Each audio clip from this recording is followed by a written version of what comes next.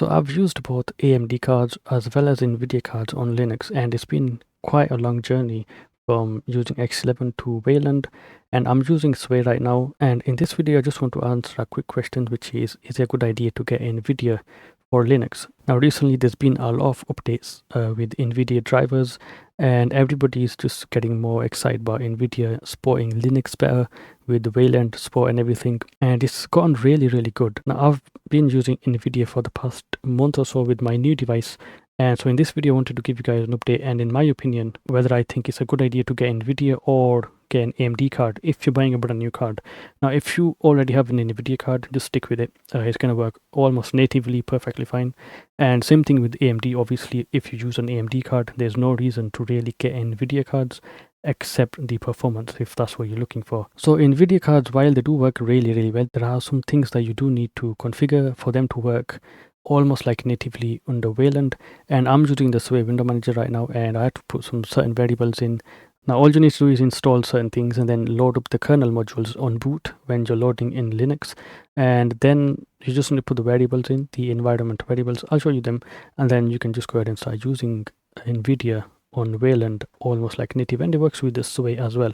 Now to use Sway, you do need to use this argument, which is unsupported GPU, and this will allow you to use Sway under nvidia cards which officially are unsupported in Sway right now. So the first thing you need to do is go ahead and put in the kernel module. So I'll go ahead and just do sudo nano, go into this, and I'm just going to show you them. It's just this line up here.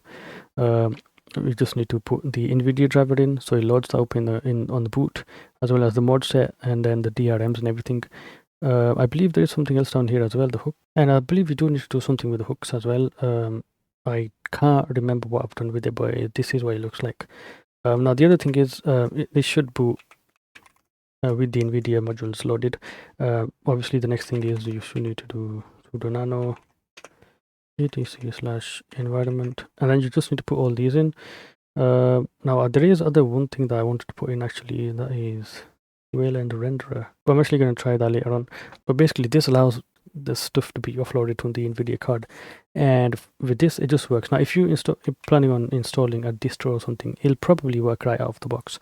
But bottom line is, if you're picking between an AMD card or an nvidia card, in my opinion, stick with an AMD card. And if you do have the choice, go with an AMD card, because with these environment variables in and updates and driver updates and all this thing coming in, it kind of breaks it a little bit sometimes, and I've had some issues with OBS. And it's these kind of little things that you're probably going to come across in Linux when you're using these NVIDIA cards, because they rely on their own drivers, and then this whole stuff that works around it that you're setting up like I've done over here. I know that NVIDIA cards are better in terms of performance and price, and they do have a lot better performance, especially with the higher end cards. But AMD just has a better experience, gives you better experience on Linux. So if you do have the option, in my opinion, go with AMD.